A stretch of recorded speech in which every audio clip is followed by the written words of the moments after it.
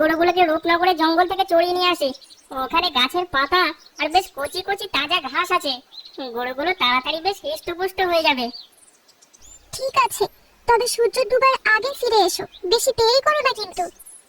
কালটু তার 3টে গরুকে রূপনগরের জঙ্গলে ঘাস খাওয়াতে নিয়ে যায়। গরুগুলো সব ঘুরে ঘুরে মনের আনন্দে ঘাস খেতে থাকে। গরুগুলো তো নিজে নিজেই চড়ছে, আমি এই গাছতলায় বসে পাহারা দিই। বেশ খানিকক্ষণ হয়ে গেল, গরুগুলো মনের আনন্দে ঘাস খাচ্ছে। বসে থেকে থেকে আর ভালো লাগছে না। নদীর ধারের ওই আম গাছ থেকে দেখছি বেশ কয়েকটা পাকা আম পড়েছে, যাই কুড়িয়ে নিয়ে আসি।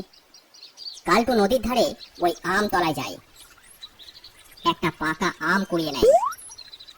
তখনই দেখে পাশের নদীর জলে ভেসে থাকা একটা আম হঠাৎ যেন অদৃশ্য হয়ে যায়।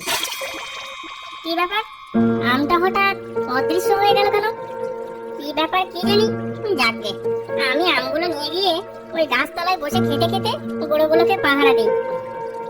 কালটু সেখান থেকে চলে যায়। তখনই নদীর জলে একটা বড় লেজ উঠে আবার অদৃশ্য হয়ে যায়। এদিকে কালটু ফিরে গিয়ে গাছতলায় বসে মজা করে আম খেতে থাকে।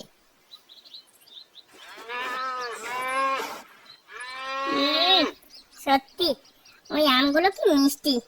এবার আমি একটু চোখ বুজে ঘুমিয়ে নি, ততক্ষণে গরুগুলো মজা করে ঘাস খাক। খানিক পরেই কালটু গভীর ঘুমে তলিয়ে যায়,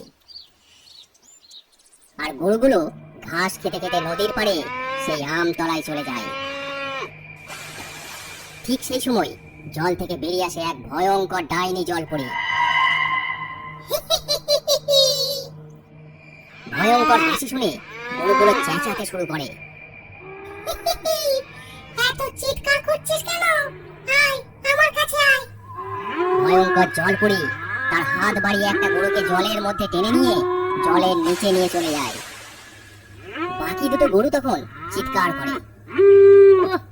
গরুগুলো এত ডাকছে কেন দেখি তো। কালটু উঠে সেখানে ছুটে যায়। High high high high high, আমার আর একটা গরু কোথায় গেল?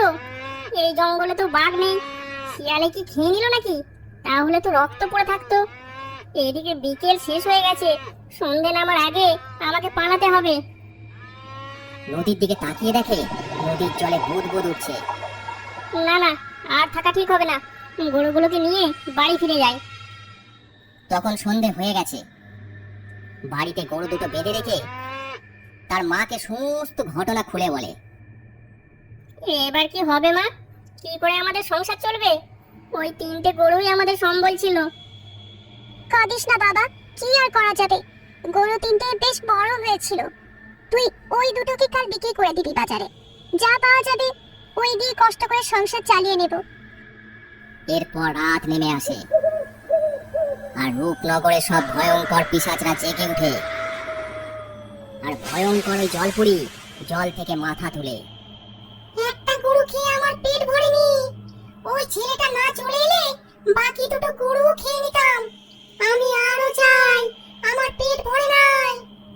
তারপর সেই ভয়ঙ্কর জলপরি ডাইনি রূপ নিয়ে পাড়ে উঠে আসে। গন্ধ পাচ্ছি, ছেলেটা গরু দুটোকে নিয়ে ওই গ্রামের দিকে গেছে। গন্ধ শুকে শুকে ডাইনি এক সময় কালটুর বাড়ির উঠোন পর্যন্ত চলে যায়। এই তো দুটো গরু বাঁধা আছে, এই দুটোই আমার চাই, দুটোকেই খাবো পেট ভরে।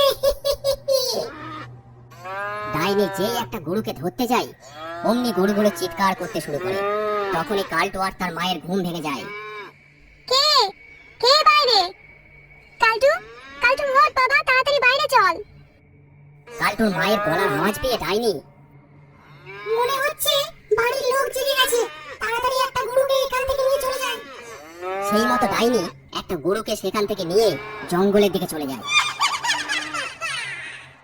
তারপর তারা ঘর থেকে বের হয়। এই কি, আর একটা গরু কোথায় গেল? High high high high high, এসব কি হচ্ছে গো মা? একে একে যে 2টো গরু চলে গেল, এটাও মনে হয় চলে যাবে। কালটুর মা কোনো কথা বলে না, শুধু জঙ্গলের দিকে তাকিয়ে থাকে।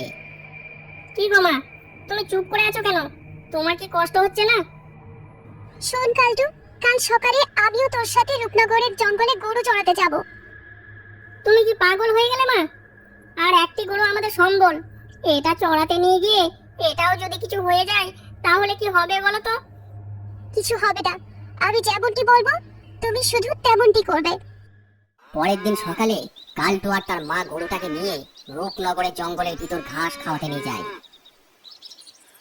কালটু ওই গরুটিকে সেই আম গাছের গোড়ায় বেঁধে দূরে একটা গাছের নিচে বসে ঘুমানোর নাটক করতে থাকে। আর তার মা পাশেই একটা ঝোপের আড়ালে লুকিয়ে পড়ে। ঠিক তখনই সেই ভয়ঙ্কর জলপুরি জল থেকে মাথা তুলে। আজ দেখছি ছেলেটা আবার গরুটাকে ঘাস খাওয়াতে নিয়ে এসেছে, কিন্তু ওই গরু এবার আমার পেটে যাবে। খুব খিদে পেয়েছে আমার। তারপর জলপুরি ডাইনির রূপ নিয়ে পাড়ে ওঠে। একটা খেয়েছি, দুটো খেয়েছি, এবার তিনটে গরুকে চিবিয়ে খাবো। আর তস হয়েছে না। এই বলে যেই গরুটিকে ধরতে যাবে অমনি কালটুর মা ঝোপ থেকে বেরিয়ে আসে হাতে মন্ত্রপুত জলের ঘটি নিয়ে। কালটুও ছুটে আসে, সেই জল ডাইনির গায়ে ছিটিয়ে দেয় আর সাথে সাথে ডাইনি বন্দি হয়ে যায়। এই কি, আমি এখান থেকে বেরোতে পারছি না কেন? আমার মুখ বদলাতে পারছি না কেন? ছেড়ে দে আমায়, না হলে তোদের সব কটাকে মেরে শেষ করে দেব। কিছুতেই ছাড়বো না। তুই আমাদের গরু খেয়ে নিয়েছিস, তোকে শাস্তি পেতেই হবে। আমাকে মারিস না, আমি তোদের অনেক সোনার মোহর দেব। আমাকে ছেড়ে দে। তুই এক ইচ্ছাধারী জলপরি, তোকে আমি বিশ্বাস করি না। একবার বিশ্বাস করে দেখ। তখনই ডাইনি জাদু বলে তাদের এক ঘোড়া সোনার মোহর দেয়। এ কি গো মা, এ তো অনেক সোনার মোহর। তারপর কালটুর মা দুবার মন্ত্র পড়ে আর একবার জল ছুঁয়ে দিল আর ডাইনি মুক্ত হয়ে যায়। তারপর ডাইনি ভয়ঙ্কর জল পড়ে রূপ নিয়ে নদীর জলে ডুব দিয়ে মিলিয়ে যায়। চলো মা, এবার বাড়ি যাই, আর আমাদের কোনো অভাব থাকবে না। হ্যাঁ বাবা, চল এবার বাড়ি যাই।